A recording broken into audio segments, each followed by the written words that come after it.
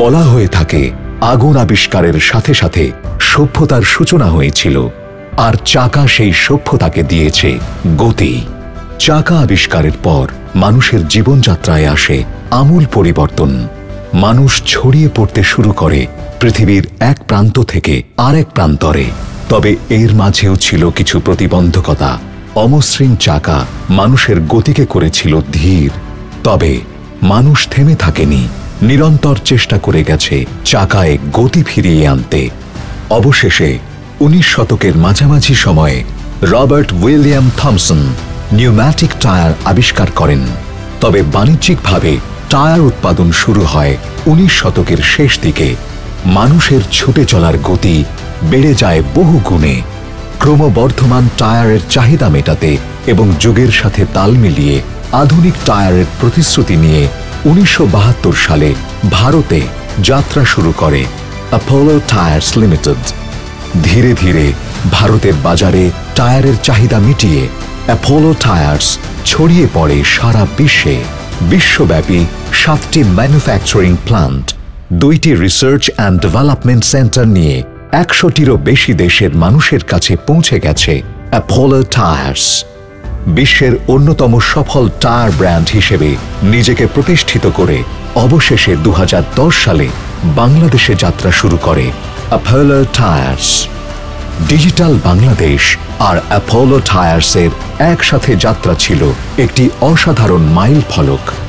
একে একে অ্যাপোলো বাংলাদেশে নিয়ে আসে PCR, TBR, SCB, two wheeler tyre, যার ফলে ব্যাপক পরিবর্তন আসে বাংলাদেশের পরিবহন খাতে।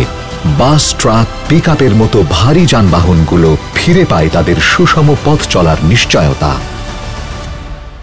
সরকারের ভিশন 2021-এর ধারাবাহিকতায় বাংলাদেশ আজ বিশ্বসভায় উন্নয়নের রোল মডেল।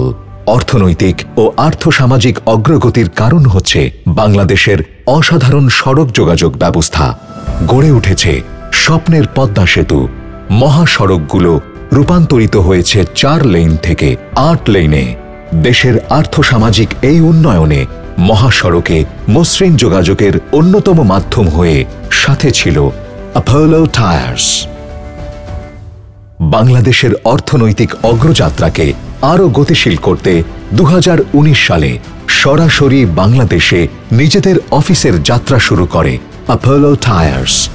এরই ধারাবাহিকতায় নতুন কিছু করার লক্ষ্যে এবং দেশের মানুষের কাছে আরও বেশি মানসম্পন্ন টায়ার পৌঁছে দেওয়ার প্রতিশ্রুতি নিয়ে 2021 সালে বাংলাদেশের অন্যতম শীর্ষ শিল্প গোষ্ঠী ইফাদ গ্রুপের সাথে সহযোগী হিসেবে যাত্রা শুরু করে অ্যাপোলো টায়ার্স।